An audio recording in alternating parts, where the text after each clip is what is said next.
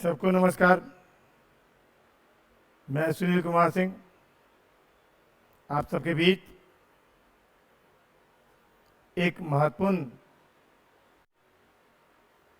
विषय पर और उसमें अपनाए जाने वाले स्ट्रेटजी पर चर्चा करने के लिए अपने YouTube प्लेटफॉर्म के माध्यम से आप सबके बीच आया हूं। यहाँ दोस्तों, पिछले वीडियो में हम लोगों ने नोटिफिकेशन पर चर्चा किया था। आज हम लोग चर्चा करेंगे कि दारोगा बने कैसे। बहुत से लड़कों की चाहत है कि समय कम है और कम समय में बिहार में जो एसआई का वैकेंसी आई है उसको हम कम समय में कैसे क्रैक करें, कैसे उसको पार करें।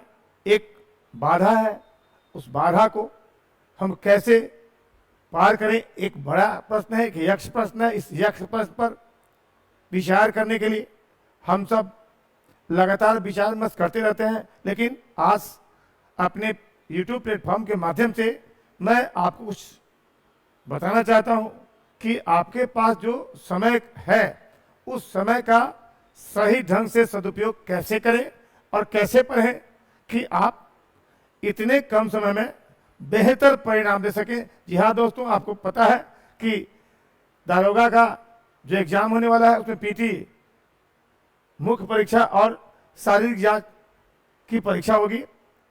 तो इसके उपरांत आपका चयन होगा। कम समय है और कम समय में पीटी में क्या पढ़ना चाहिए, मुख्य परीक्षा में क्या पढ़ना चाहिए, इस पर हम चर्चा करने के लिए यहाँ हाजिर है। हम लोगों की कोशिश होती है कि हमारे बच्चे या हमारे YouTube चैनल से जुड़े तमाम जो बच्चे हैं जो बिहार और बिहार के बाहर से जुड़ते हैं, देखते हैं, लाइक करते हैं, सब्सक्राइब करते हैं, उनका प्यार मिलता है। उसी प्यार, उसी जज्बे को देखते हुए हम लोग लगातार इस कोशिश में रहते हैं कि किसी भी तरीके से किसी को परेशानी ना हो और आपकी कोई भी समस्या हो, चाहे छोटी भी समस्या हो, उस छोटी समस्या का हम बेहतर तरीके से समाधान दिलाने में आपकी हम कोई सहायता कर सके। इसलिए हम लोग लगातार प्रयास कर रहे हैं कि आप दारोगा बने, वर्दी आपके शरीर पर चढ़े, आप वर्दी की ताकत से समाज में शांति सद्भावना के साथ कानून व्यवस्था को स्थापित करें।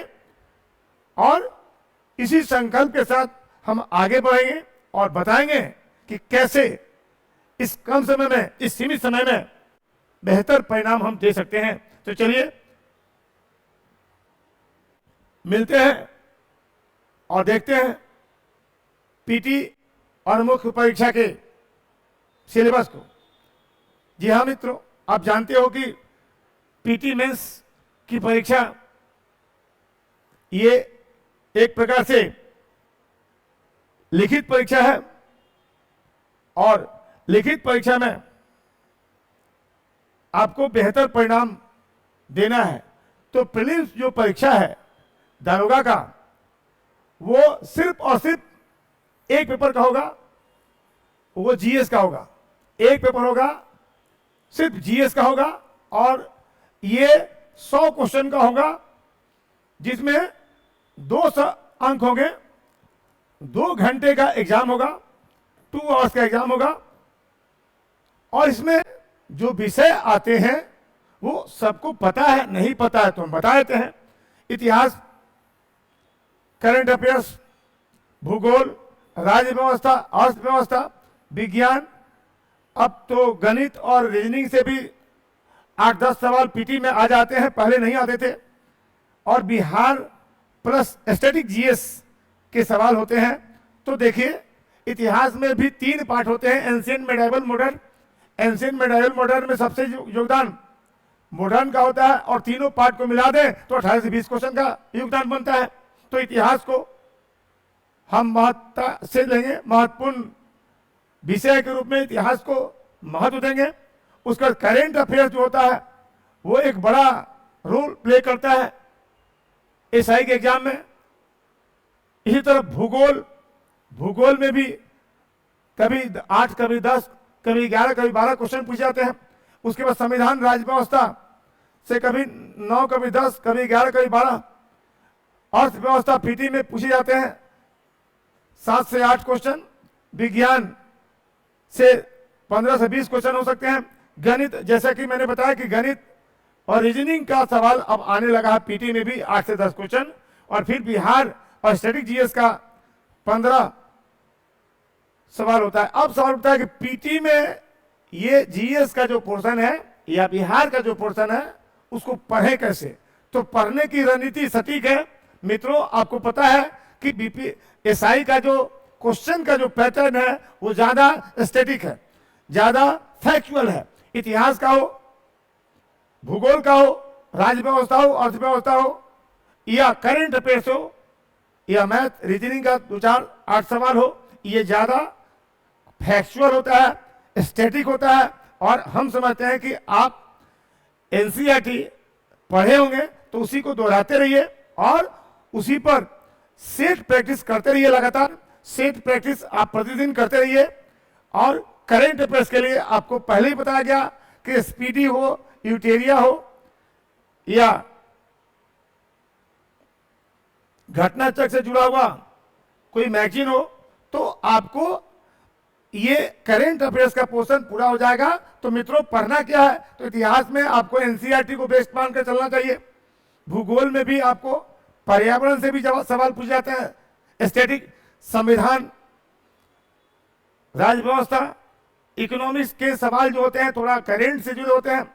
जैसे करंट में बिहार का नीति आयोग की रिपोर्ट में बिहार का पोजीशन, बिहार गरीबी सूचकांक, बिहार का पर कैपिटा इनकम, बिहार का भुखमरी सूचकांक, बिहार में शिक्षा, स्वास्थ्य, बिहार की जातिगत जनगणना, ये रिपोर्ट कुछ होता है जो अर्थव्यवस्था को महत्व बढ़ा देता है। तो आर्थिक जो पहलू है उसमें कुछ करंट आर्थिक पहलुओं को हमें देखना होगा, जो बिहार का मुख्य रूप से जिसमें बिहार का पोजीशन दिया गया है अर्थव्यवस्था में, चाहे वो नेशनल लेवल पे बिहार किस पोजीशन में हो। इस तरह बिहार का बजट है, बिहार का आर्थिक सर्वेक्षण है, बिहार का विभिन्न प्रकार के सूचकांक है, रैंकिंग है, बिहार का रैंकिंग है, रैंक है। इसी तरह भूगोल में बिहार से जुड़े हुए कुछ प्रश्न आ सकते हैं जिसको बिहार स्पेशल में जोड़ते हैं। लेकिन भूगोल में इंडियन ज्योग्राफी, वर्ल्ड ज्योग्राफी के लिए आप एनसीईआरटी को फॉलो कीजिए। एक तरह विज्ञान में भी आप एनसीईआरटी में फिजिक्स, केमिस्ट्री, बायो पढ़ते हैं, इसमें बायोलॉजी का सेक्शन ज्यादा होता है, तो इसको भी आप एनसीईआरटी को बेस मानकर पढ़िए। गणित, रीजनिंग के सवाल आप आर.एस. अग्रवाल को ऑप्ट कीजिए, आर.एस. अग्रवाल की किताब को प्रैक्टिस में लीजिए और लगातार पीटी की तैयारी के लिए लगातार एक सेट बनाइए। इससे आपको मल्टीपल टाइप के क्वेश्चन से आपको रूबरू होने का मौका मिलेगा। प्लस एक क्वेश्चन के साथ साथ 4 ऑप्शन जो होते हैं, उस चारों ऑप्शन पर आपको अधिक से अधिक जानकारी, अधिक से अधिक आपको नॉलेज प्राप्त होगा। और इसके लिए कहीं टेस्ट सीरीज ज्वाइन कीजिए। हमारे यहाँ भी टेस्ट सीरीज शुरू हो रहा है, हम भी बैच शुरू कर रहे हैं। हम इसी 10 अक्टूबर से बैच शुरू कर रहे हैं 5 से 9 बजे के बीच पीटी का। 10 अक्टूबर से हम बैच शुरू कर रहे हैं जीएस विजन के प्लेटफॉर्म पर पीटी के लिए। और ये बैच ऑनलाइन और ऑफलाइन दोनों मोड में होगा, दोनों मोड में होगा। आप जीएस विजन ऐप डाउनलोड करके इस कोर्स को ऑनलाइन मोड में खरीद भी सकते हैं। तो हम लोग यहाँ पर पीटी का जो बैच चलाएंगे, हम लोगों की स्ट्रेटेजी वही होगी, बेस एनसीईआरटी, हर विषय का एनसीईआरटी का जो बेस है उसको मानक मानकर हम बिल्कुल आपको कम समय में अधिक से अधिक लाभ दिलाने की कोशिश करेंगे। पीटी के लिए जो भी आपके सामने स्क्रीन पर दिखाई पड़ रहा है सिलेबस, इसके अकॉर्डिंग हमने सब कुछ तैयार किया है। और सबसे बड़ी बात है कि हम लोग सप्ताह में 3 टेस्ट लेंगे, सप्ताह में 3 टेस्ट लेंगे, हर सप्ताह 3 टेस्ट चलते रहेगा। और उसके आधार पर जो टेस्ट होगा उस टेस्ट में एक क्वेश्चन के 4 ऑप्शन, चारों ऑप्शन का हम डिस्कशन करेंगे और टेस्ट जो होगा वो हर विषय के एक्सपर्ट के माध्यम से डिस्कस किया जाएगा। तो टेस्ट और क्लास, टेस्ट प्लस क्लास के माध्यम से हम आपको जोड़ने का प्रयास कर रहे हैं और 10 अक्टूबर से हम बैच शुरू कर रहे हैं पीटी का। और पीटी में अधिकांश पोर्शन क्लियर होता है और पीटी जो क्वालिफाई कर लेता है जो बच्चा, वो हम समझते हैं कि मेंस में उसको ज्यादा दिक्कत नहीं होती है। पीटी में कॉन्सेप्ट मतलब एनसीईआरटी को बेस मानकर जो पढ़ता है उसको बेसिक चीजें, बुनियादी चीजों का जब ज्ञान हो जाता है तो मुख्य परीक्षा में उसको ज्यादा दिक्कत नहीं होती है, क्योंकि पीटी में वो हर विषय के बुनियादी चीजों को फैक्चुअल रूप में, स्टैटिक रूप में समझ लेता है, उसकी समझ विकसित हो जाती है। तो मुख्य परीक्षा में उसको दिक्कत नहीं होती है। मुख्य परीक्षा में एक विषय पढ़ता है, मुख्य परीक्षा में 2 पेपर होता है। पेपर 1 जनरल हिंदी है, सामान्य हिंदी है। आपको पता है सामान्य हिंदी 100 नंबर का होता है, 100 क्वेश्चन का होता है, 200 अंक होता है। और दूसरा पेपर होता है, दूसरा जो पेपर होता है वो जीएस का होता है। अब जीएस में आपने अभी पीटी में देखा कि जीएस का एक पेपर है, जीएस के पेपर ही मेन है। और आपको पता है कि 200 नंबर का पीटी होगा और एक गलत एक क्वेश्चन अगर रॉन्ग होता है तो 0.2 मार्क्स विल बी डिडक्ट, यानी एक गलत पर 0.2 नंबर डिडक्ट हो जाता है। इसका मतलब कि 5 पर 1 है।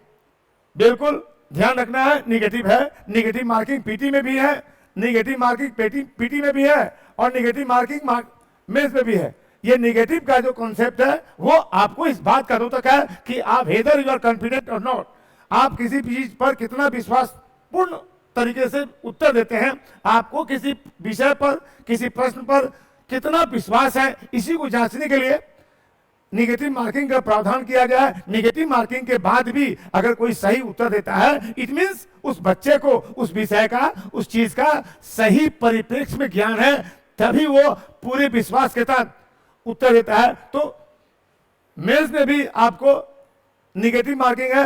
ये सामान्य हिंदी जो है वो 100 क्वेश्चन होगा 200 नंबर का। अब हिंदी में पूछेगा क्या भाई, हिंदी क्वालिफाइंग है, हिंदी में आपको 30% लाना होगा, मान 30% लाना होगा, क्वालिफाइंग पर हिंदी में पूछेगा।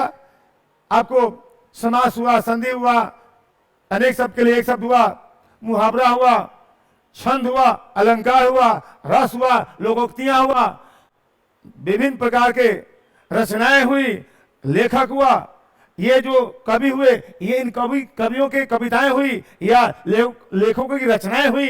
ये छंद अलंकार से जुड़े हुए सवाल भी आते हैं और छंद अलंकार रस से जुड़े सवाल जब आते हैं तो थोड़ा डिफिकल्ट होते हैं।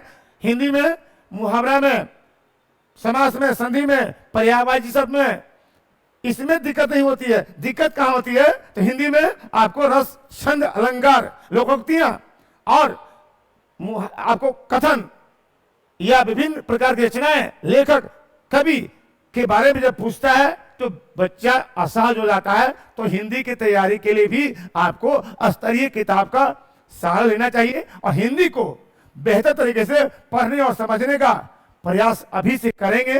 अभी तो पीटी का एग्जाम है, पीटी क्रैक करने के बाद हिंदी पर विशेष बल देंगे। मुख्य परीक्षा में जो पीटी के जीएस के सब्जेक्ट हैं वही है, लेकिन मुख्य परीक्षा में इतिहास, भूगोल, राज्य व्यवस्था विज्ञान और गणित और रीजनिंग पर ज्यादा फोकस दिया जाता है। तो मुख्य परीक्षा में इतिहास का वेटेज बढ़ जाता है, भूगोल का बढ़ता है, राज्य व्यवस्था का बढ़ता है, विज्ञान का बढ़ता है, गणित और तर्क शक्ति यानी मैथ और रीजनिंग का पोर्शन 15 से 20 हो जाता है। लेकिन करंट अफेयर्स का रोल घट जाता है। करंट अफेयर्स का रोल मेंस में 1 से 2 होता है। इसी तरह इकोनॉमिक्स के सवाल नगण्य 1 या 2 होते हैं। तो मुख्य परीक्षा में करंट अफेयर्स के क्वेश्चन कम होते हैं, मुख्य परीक्षा में इकोनॉमिक्स के क्वेश्चन नाम मात्र होते हैं। तो अभी से आप इसकी तैयारी में लगे और हम कामना करते हैं, हम शुभकामना देते हैं कि जो विद्यार्थी पूरे मनोयोग के साथ इस परीक्षा की तैयारी को करने का संकल्प लेता है आज, वो निश्चित रूप से अंतिम रूप से चयनित होगा। यानी पीटी मेंस और जो आपका फिजिकल परीक्षा है उसमें भी क्वालिफाई करेगा। और हम लोग कोशिश करते हैं कि हमारे यहाँ जो मुख्य परीक्षा में लड़का निकल जाए, उसके लिए हम लोग फिजिकल ट्रेनिंग के लिए भी व्यवस्था रखे हैं। हमारे साथ जुड़े हुए कुछ फिजिकल ट्रेनिंग एकेडमी वाले लोग हैं, जहां हम बच्चों को भेजते हैं। एक बच्चा तो मुंबई से आया था, आज वो बिहार शरीफ में है। वो 1 महीने के भीतर वो एमटीएस में था मुंबई में, और 1 महीने में हम लोगों के देख रेख में उसने फिजिकल की तैयारी शुरू की। आज वो दरोगा है थाने, आज वो बिहार शरीफ में है, उसका नाम सुमन है। अब ये बताइए कि हम लोग अपने काम में पूरी तरह से तत्पर है या नहीं? हम लोग अपने काम में पूरी तरह से प्रतिबद्ध हैं, हमारी टीम लगी हुई है। हम लोग कोशिश कर रहे हैं कि हर चीज का जो भी विषय हमको आपको पढ़ाएं, उसका क्लास में तो पढ़ाएंगे ही, हम आपको रिटेन मटेरियल देंगे, हम आपको प्रिंट आउट मटेरियल देंगे, हम आपको ऑनलाइन माध्यम में पीडीएफ देंगे। पीडीएफ के माध्यम से भी आपका ज्ञान वर्धन करेंगे। आपके यहाँ आप कहीं भी बैठे हो, बिहार, झारखंड, उत्तर प्रदेश, चाहे दिल्ली में कहीं बैठे हो, हम आपको ऑनलाइन मोड में जोड़कर बेहतर तैयारी का सपना जो आपका है उसको कंप्लीट करने की कोशिश करेंगे। हमारी टीम रात दिन लगी हुई है। हम लोग लगातार कोशिश कर रहे हैं कि कैसे कम समय में अधिक से अधिक स्कोर बच्चे लाएं, और इसके लिए हम लोग इसी 10 अक्टूबर से बैच शुरू कर रहे हैं। बैच का टाइमिंग होगा संध्या 5 से 9, और जो भी बच्चे ऑफलाइन में आएंगे वो क्लास बैठ के क्लास करेंगे। जो लोग ऑनलाइन में आएंगे, जो ऑनलाइन जुड़ेंगे, उनको ऑनलाइन मोड में हम लगातार पढ़ाएंगे भी, और उनका टेस्ट भी लेंगे। टेस्ट ओपन होगा, टेस्ट 3 दिन होगा, और इसी घोषणा के साथ हम फिर मिलते हैं अगले वीडियो में, और तब तक के लिए हम आपसे विदा लेते हैं। हम उम्मीद करते हैं कि ये वीडियो, ये संदेश, ये जो हमने सुझाव दिया है, हम अपने आप को बहुत बड़ा कोई टीचर नहीं मानते हैं, बल्कि एक साधारण मार्गदर्शक मानते हैं कि मैं एक छोटा सा मार्गदर्शक हूँ। मेरी भूमिका वही है जो राम सेतु के निर्माण में गिलहरी की थी। एक गिलहरी की ताकत हम रखते हैं। हम कोई बहुत बड़े बाहुबली नहीं है, हम बहुत बड़ी कोई घोषणा नहीं कर सकते। हमारी जो ताकत है, हमारी जो सामर्थ्य है, उसी सामर्थ्य के अनुकूल हम प्रयास करते हैं। हम अपनी टीम से काम लेते हैं और कोशिश करते हैं कि आप सफल हो जाए, तो हमारा जीवन भी धन्य हो जाएगा। आपकी सफलता में हमारी सफलता निहित है। इसलिए आइए, हमसे जुड़िए, हमारे चैनल को सब्सक्राइब कीजिए, लाइक कीजिए, अधिक से अधिक लोगों को के भी शेयर कीजिए। चलिए मिलते हैं फिर। जय हिंद, जय भारत, जय बिहार।